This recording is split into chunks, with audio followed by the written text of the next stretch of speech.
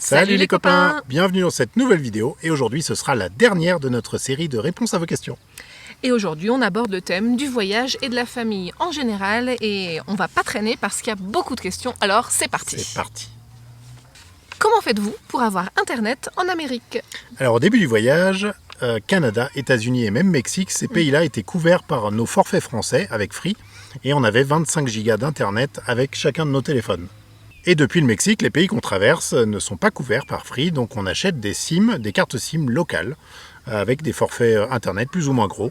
Dans chaque pays. Voilà, et sinon on profite aussi des Wi-Fi qu'on peut trouver dans les restaurants, dans les campings et même dans les stations-service. Exactement. Quels vêtements pour un tour du monde en famille ? Alors nous, on a emmené beaucoup de choses, parce qu'en fait on avait déjà tout à la maison, donc on s'est dit plutôt que de les mettre dans des cartons, que c'était ridicule, on s'est dit qu'on les emmenait, que comme ça on pourrait donner au fur et à mesure aux locaux, quand ça ne va plus aux enfants, puis surtout on avait la place de les emmener. Donc oui, on a pris pas mal de pantalons, de shorts, de t-shirts, de pulls, de polaires, etc. Alors qu'est-ce qu'il faut vraiment ? Nous, on a fait le choix par exemple au niveau des sous-vêtements de partir avec pas mal de sous-vêtements pour avoir une autonomie de 15 jours. Ce qui nous permet de ne pas faire de machine à laver quand on est un petit peu en restriction d'eau, qu'on est en bivouac sauvage et qu'on ne peut pas recharger. On a 15 jours d'autonomie avec nos sous-vêtements. Ensuite, bien évidemment, il faut des choses pour le froid. Donc on a tous bonnets, écharpes, gants. On a aussi des sous-vêtements techniques, ça on les aime beaucoup. On les avait déjà, on les utilisait pour le ski. C'est des sous-vêtements techniques de chez Decathlon avec un petit peu de laine dedans, etc. Donc ça, on les utilise dès qu'il fait froid. Ouais. Et ça, ils sont bien. Ce qu'on a acheté de spécifique vraiment pour le voyage, c'est des doudounes. Oui. Alors nous, on a 2 doudounes de chez Decathlon parce que pour les adultes, ils ont des produits de meilleure qualité. Pour les enfants, ils n'ont pas d'équivalent. Ce sont juste des entrées de gamme. Donc les enfants ont chacun une doudoune Patagonia. Et pourquoi ce choix de doudoune ? Parce qu'en fait, ça permet d'être énormément compressé. Et on a nos 5 doudounes qui rentrent dans une petite boîte comme ça, dans une étagère. Donc ça, c'est pas mal et on ne peut pas l'avoir avec un énorme manteau de ski ou tout ça. Ensuite, qu'est-ce qu'on a d'autre ? On est frileux. Donc on a aussi tous une combi néoprène par exemple, des choses comme ça, mais ouais, nous on n'est pas parti ultra light en vêtements. Ben non, parce qu'on a la place.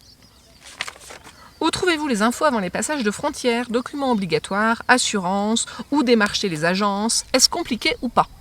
Alors c'est pas compliqué, c'est un peu toujours pareil. Chaque passage de frontière, on a toujours les mêmes documents qui nous sont demandés, que ce soit les documents du véhicule ou les documents personnels pour l'immigration.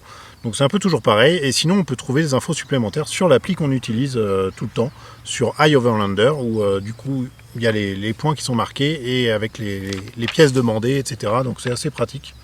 D'une manière générale, quand vous vous présentez à une frontière, c'est toujours bien d'avoir tous vos documents photocopiés plusieurs fois. Nous, on a tous nos passeports, enfin tous nos documents en plusieurs exemplaires en photocopie. Comme ça, si on vous le demande à la frontière, vous pouvez en laisser un et vous n'êtes pas embêté.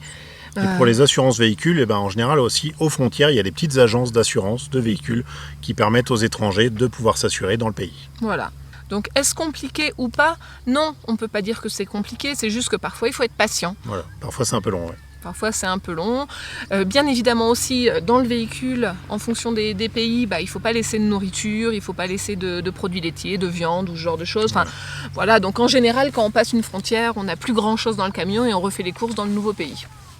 Transportez-vous des archives papier type passeport, attestation, assurance dans votre véhicule justement ? Avez-vous tout numérisé et avez-vous la nécessité d'avoir sur vous vos documents d'identité en permanence ? Alors oui, on a tout numérisé, ça c'est sûr, on les a sur nos téléphones, sur les ordinateurs. Est-ce qu'on a des archives papier ? Oui, enfin on a des photocopies également. D'ailleurs, à l'avant du véhicule, quand on se fait contrôler, dans notre pochette de carte grise, c'est une photocopie couleur qu'on donne. Comme ça, si on a un petit souci, qu'ils veulent pas nous les rendre ou qu'ils veulent de l'argent, etc. C'est pas grave. Ils peuvent la garder, c'est juste une photocopie, c'est pas l'original. Et est-ce qu'on est tenu d'avoir toujours nos documents d'identité sur nous en permanence ? Ça après c'est comme en France. Même en France, vous êtes tenu d'avoir vos documents d'identité lorsque vous vous baladez. Voilà, et d'autant plus quand on est étranger. Donc, sur un sol. donc on a toujours effectivement nos passeports avec nous et finalement ils sont pas forcément mieux à rester dans le camion s'il y a un risque de cambriolage, etc. Donc les documents on les a avec nous. Et bien sûr, on a tout ça en plusieurs exemplaires. Donc je vous disais, on a des photocopies à l'avant, mais on a des photocopies dans une cachette secrète. On a tous nos documents numérisés. Mes parents ont aussi nos documents numérisés. En cas de problème, si on se faisait tout voler, ils peuvent nous renvoyer. Enfin voilà, on a essayé de faire des petites sécurités à droite à gauche. C'est ça. Comment faites-vous pour trouver des spots dans tous les pays visités ?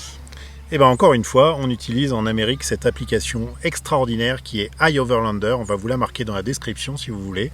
C'est une application formidable qui nous permet de trouver des bivouacs sauvages, des campings, enfin tout ce qu'on veut finalement, des points d'eau, des supermarchés même, des informations pour les douanes et les passages de frontières, donc, ou même pour les shipping d'ailleurs aussi. Également, les agents pour les shipping et tout ça. Ouais. En fait, c'est une application communautaire, donc c'est les gens qui remplissent avec leur propre expérience. leur expérience personnelle. Non, Et, c'est vraiment extra. c'est une très bonne application. Un indispensable. Ouais. Est-il possible de laisser son véhicule en gardiennage en Amérique du Nord et ensuite en Amérique du Sud ? Car nous aimerions rentrer régulièrement en France.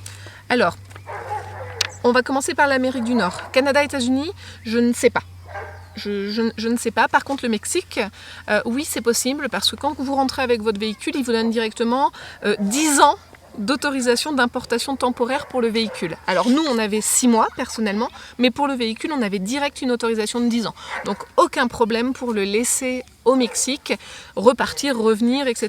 Là, pas de problème. En Amérique du Sud, ça va dépendre des pays. Ouais. Il y a des pays où c'est tout à fait envisageable et d'autres où ce n'est pas possible. Mais du coup, il y a toujours moyen de s'organiser pour ça. On a déjà croisé plusieurs ici en Colombie, des Allemands, un Français, qui reviennent régulièrement en France et qui laissent leur véhicule ici en Amérique du Sud. Ils savent les pays dans lesquels ils peuvent laisser leur véhicule plus ou moins longtemps. Je sais qu'en Équateur, c'est pas facile par exemple. Non, on n'est pas en Mais Équateur. en Colombie ou en Au Pérou, Uruguay, je crois. au Pérou, c'est facile. Et ça peut être prolongé facilement. Pouvez-vous nous donner le top 3 des plus beaux sites visités, des plus belles rencontres, des plus chouettes activités sportives ? Alors, les plus beaux sites visités, ce qu'on garde vraiment en mémoire, je pense que ça va être le volcan, le volcan El Fuego en éruption au Guatemala, Ouais, c'était top ça. clairement. Et puis des sites mayas au Mexique et au Guatemala aussi encore. Ouais, Tikal Tikal, au Guatemala et Yaxchilan Yaxchilan qui était un de nos coups de cœur aussi au Mexique. Au Mexique, ouais. Des sites extraordinaires à visiter en famille, vraiment super. Les plus belles rencontres. Concernant les rencontres, Moi j'en ai une. Alors Ouais. à mon avis je détourne un petit peu le truc, mais c'est une rencontre quand même avec un requin-baleine. Ah oui. Ça c'était une rencontre exceptionnelle. C'était un peu flippant quand même parce que même si on sait qu'il est inoffensif, il était immense et il avait tout le temps la gueule grande ouverte pour attraper le plancton et le krill. Mhm. Et en plus il se dirigeait vers nous. Enfin non, Ça, c'était une belle rencontre. c'était une superbe rencontre. Si on veut reprendre le sens de la question pour les rencontres entre voyageurs ou avec les locaux, On n'a pas dit si c'était propre non, ou figuré. mais, Enfin... mais toutes ces rencontres-là nous ont apporté beaucoup de bonheur, beaucoup de bons moments. Voilà. Il n'y en a pas de préféré. Non, on peut pas dire parce qu'elles sont toutes différentes, elles nous ont toutes apporté quelque chose de différent et à chaque fois, chaque rencontre était exceptionnelle, vraiment. Et puis pour les plus belles activités, les plus chouettes activités sportives, je pense que ça va être les activités qu'on a fait sur une journée à Sandril, ici en Colombie. On va vous mettre la vidéo d'ailleurs sur le petit i en haut. Juste si là. vous voulez aller la voir, il faut cliquer dessus. On a fait plein d'activités en famille ce jour-là. Du que ce soit rafting. Rafting, canyoning, un petit peu de varap, là, de descente en rappel, c'est ça. Oui. Des choses super, voilà. On s'est c'était bien chouette. amusé. Salut, Bidoucha. Attention le trépied. Ah, non. Bon, c'est reparti après que le chien nous ait fait tomber le trépied. Ou pas. Bon, bah c'est un peu la mauvaise surprise au montage parce que du coup, après cet accident avec le chien, en fait, on a encore parlé pendant 40 minutes. Mais vous vous rendez bien compte qu'on ne peut pas vous envoyer la vidéo avec un son pareil. Donc on sera obligé de retourner tout ça demain. Et du coup, pour avoir le dernier épisode, finalement, lundi matin. Voilà, on n'a pas trop le choix, on peut pas vous envoyer ça. Donc il est déjà 20h30 ici, donc on va clôturer la vidéo là. On est vraiment désolé. On avait vérifié que tout était bien branché. En fait, après la chute, tout était encore très bien branché. Malheureusement, on n'a pas récupéré le son correctement. Les aléas du vidéaste, Bon, comme dirait Justin Van Colen. le principal quand même, c'est qu'il n'y a pas de casse en fait. Là, on vient de retester le micro, etc. Il n'y a pas de casse. Mais c'est mort pour cette vidéo-là. Donc Voilà, sur donc ce, on s'arrête ici pour aujourd'hui. Et on vous dit à demain pour le reste des questions. voilà, à demain alors. Salut les bye copains. bye. Be free.